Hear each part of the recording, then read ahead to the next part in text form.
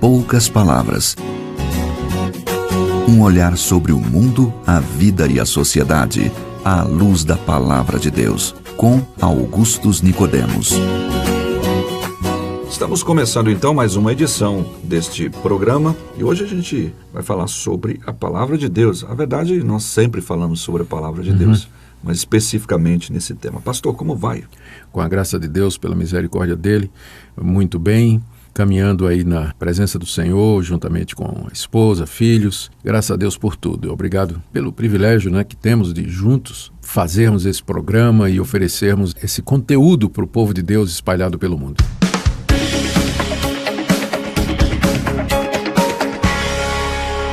Queremos falar hoje então sobre a leitura da Bíblia, a Palavra de Deus. Algumas pessoas costumam dizer que ela não é a Palavra de Deus, especificamente que ela apenas contém a Palavra de Deus, sendo comparada a outros livros religiosos, digamos assim, de determinadas religiões por aí. E hoje a gente quer responder algumas perguntas sobre a leitura da Palavra de Deus e sua influência na vida pessoal.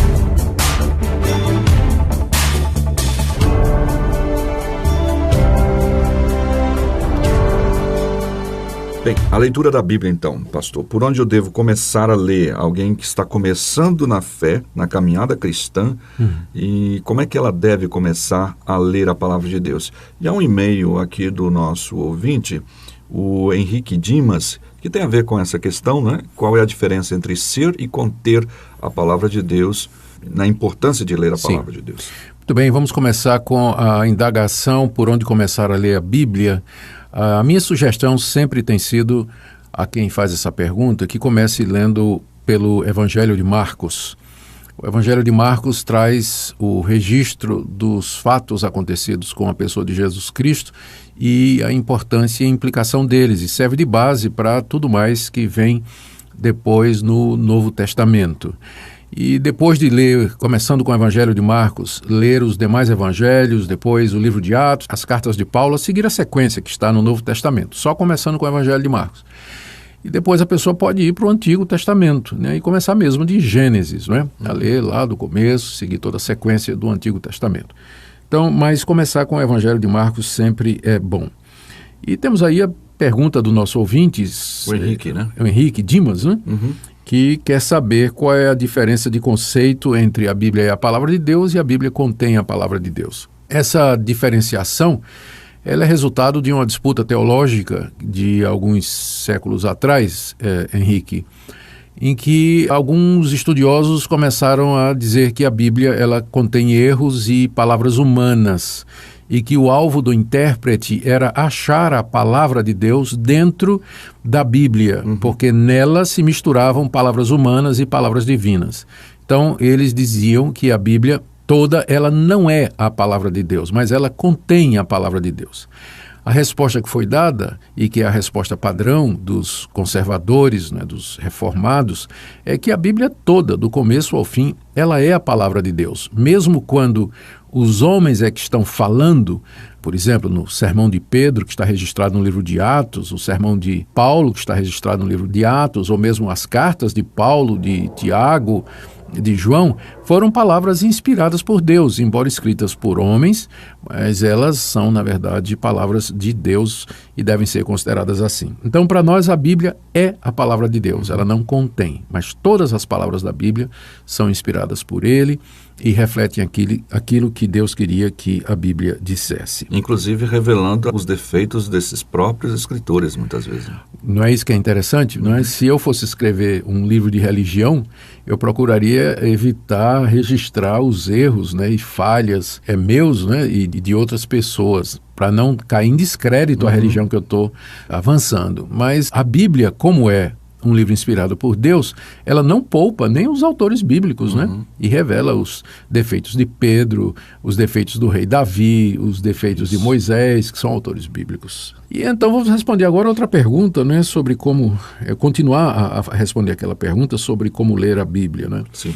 Nadson, antes da gente iniciar o processo de leitura da Bíblia, ou até durante ele, nós deveríamos refletir o que é a Bíblia. A Bíblia é uma coleção de 66 livros que foi feita através dos séculos, essa coleção, e que incorporou os livros que tanto a nação de Israel quanto os primeiros cristãos consideravam como sendo inspirados por Deus. Então, esses livros foram escritos por pessoas em períodos diferentes, em épocas diferentes, locais diferentes, mas todos eles contam a mesma história de como Deus agiu na realidade humana com o propósito de salvar pecadores. No Antigo Testamento você tem a história antes de Cristo, de como Deus chamou um povo depois de ter criado o mundo, né? E o homem ter caído em pecado e miséria, como Deus chamou um homem, Abraão, e fez promessas a ele de que da sua descendência viria o Salvador do mundo, prometeu abençoar-lhe a semente, os descendentes, e daí o Antigo Testamento registra a história dos descendentes de Abraão, da aliança que Deus fez com eles, de como eles conquistaram a terra, de como eles levaram em consideração ou deixaram de levar os mandamentos de Deus, como os profetas foram enviados, trazendo a palavra de Deus para trazer esse povo de volta aos caminhos do Senhor, e os anúncios a respeito do Messias, tudo isso você encontra no Antigo Testamento. O Novo Testamento é a história da chegada do Messias, de como Jesus Cristo veio ao mundo, nasceu de uma virgem, viveu entre nós, ministrou, foi traído, morreu, ressuscitou dos mortos, mandou o Espírito Santo, e de como seus seguidores foram pelo mundo inteiro anunciando o Evangelho, formando igrejas, escrevendo cartas, dando instruções, e esse material que registra a vida de Cristo e a vida dos seus discípulos em seguida é aquilo que nós chamamos de Novo Testamento. Então a Bíblia é uma unidade, ela conta uma mesma história. É a história do povo de Deus e da relação de Deus com esse seu povo. Então, nós dizemos, Natsan, que a Bíblia ela é tanto divina quanto humana. Divina porque foi inspirada por Deus. Deus supervisionou a escrituração da Bíblia de tal maneira que aquilo que os autores humanos, pecadores, falíveis, cheios de erro, escreveram, foi preservado desse erro. Sim. Então, ela é a própria e pura palavra de Deus. Por outro lado, é um livro humano, né? Foi escrito por pessoas como eu, você e os nossos ouvintes, e essas pessoas escreveram numa determinada língua, viveram numa determinada cultura, numa época e num contexto, não é? Que era o contexto do Antigo Oriente. Então, é importante a gente lembrar que a Bíblia é um livro antigo, é um livro histórico, é um livro oriental e que foi escrito em línguas que não se falam mais hoje e que nós usamos traduções para isso. Se por um lado a Bíblia é divina e a gente tem que orar para que Deus nos mostre o seu significado e a sua aplicação. Por outro, sendo um livro humano, a gente tem que estudar. A gente tem que aprender a ler direitinho, usar regras de gramática, regras de interpretação, fazer comparações, para que a gente possa chegar ao sentido desse livro. O que é que ele quer dizer, o que é que ele quer nos ensinar. E aqui eu quero dar algumas dicas, tá, Natsan, para os nossos ouvintes a respeito da leitura da Bíblia. Em primeiro lugar, comece com oração, como eu já disse. Peça que Deus o ilumine, que Deus o oriente, que Ele mostre o seu querer e a sua vontade. A segunda coisa, você talvez deveria estabelecer um sistema metódico e regular de leitura da Bíblia. Todo dia você tiraria um tempo de 15 minutos a meia hora, alguns chegam até a tirar bem mais do que isso, para ler a Bíblia. Agora, leia em sequência, né? Leia porções inteiras. Não fica assim, abrindo em qualquer lugar e dizendo, Deus, fala comigo, e põe o dedão em cima da primeira passagem, na folha em que você abrir, e ali onde o dedão parar, você vai dizer que ali é a palavra de Deus para você. Não é assim que a Bíblia deve ser lida. Ela deve ser lida em sequência. Ela é um livro histórico, é um livro que tem uma lógica, que tem um desenvolvimento no pensamento. Então, é preciso que você leia porções inteiras. Tire um tempo diário para ler a sua Bíblia e meditar no que está sendo dito ali. Ajuda muito também você orar em cima do que você lê. Eu gosto de ler os salmos assim. Eu leio um salmo e depois, logo em seguida, eu oro em cima daquele salmo. Por exemplo, o salmo diz assim, os que confiam no Senhor são como o monte Sião, que não se abala, permanece para sempre. Aí, imediatamente, eu oro, dizendo, Senhor, muito obrigado, porque a confiança em Ti me dá firmeza, porque o Senhor me segura, porque o Senhor me sustenta. Ou então eu oro dizendo assim, Senhor, estou me sentindo fraco, preciso da Tua ajuda. Entende? Orar a Bíblia é uma coisa muito boa também. Lembre também que a Bíblia é a sua melhor intérprete. Ou seja, quando você encontrar uma passagem difícil de entender, lembre que mais adiante você vai encontrar passagens que vão esclarecer aquilo que você está dizendo. Por exemplo, num evangelho está dizendo assim, bem-aventurados os pobres, porque dos tais é o reino dos céus. Aí você pergunta, mas puxa, a pessoa vai para o céu só porque é pobre?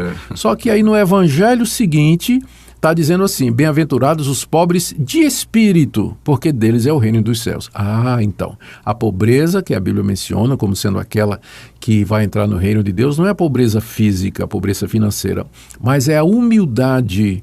Então, é isso que de fato vai nos garantir, pela graça de Deus, acesso ao reino de Deus. Então, a Bíblia é a sua melhor intérprete. Outra dica que eu dou é que, ao ler um livro, você faça essa pergunta. O que é que o autor quis dizer? Qual é a intenção dele? Qual é a mensagem que ele quis passar? Procure descobrir qual é a intenção do autor, porque esse é o sentido verdadeiro e único do texto. E aqui lembre disso, que a Bíblia, os textos bíblicos, eles têm somente um sentido, que é o seu sentido natural, óbvio, que foi pretendido pelo autor. Tenha muito cuidado com espiritualização, alegorias, abstrações ou aplicações de passagens que não tem nada a ver com o que está sendo dito, né? Não tem nada a ver. O sentido de um texto bíblico é o seu sentido natural, óbvio, patente, né? Do que a pessoa está dizendo. Não procura sentidos que estão por detrás do texto, sentidos elevados, sentidos espirituais que só você tem acesso. A Bíblia quer dizer o que o seu autor quis dizer. O sentido, o que o leitor quer. O que o leitor quer empurrar lá dentro, né? O sentido de um texto está contido nas suas palavras e não atrás delas, ou ao fim delas, ou por cima delas. Você sabe que na Idade Média, Natsan, havia quem defendesse que cada passagem da Bíblia tinha 4 sentidos. Um sentido natural, né, literal, que era considerado irrelevante, aí depois vinha um sentido anagógico, tropológico, o espiritual e uma série de outras categorizações, né? Tinha gente que defendia, como um padre chamado Bonaventura, que havia 7 sentidos em cada passagem da Bíblia, né?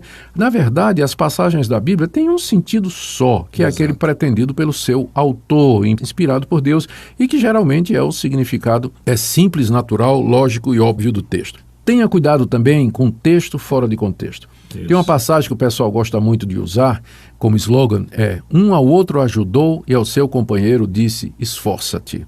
Então, essa é uma passagem de Isaías. Agora, quando você lê em contexto, Natsan, é um idólatra dizendo para o outro, vamos cortar uma árvore, vamos pegar a madeira, vamos fazer um ídolo, e um ao outro ajudou e ao seu companheiro idólatra disse, esforça-te, né? Vamos fazer um ídolo e tal.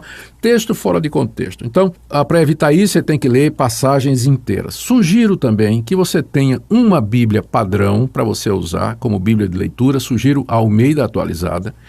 Mas você tenha também outras versões, como a NVI, a corrigida, a Bíblia na linguagem de hoje, que aí você pode comparar as versões, porque nem sempre uma única versão acerta todas as traduções. E aí, fazendo uma comparação, você tem uma ideia melhor, tá certo?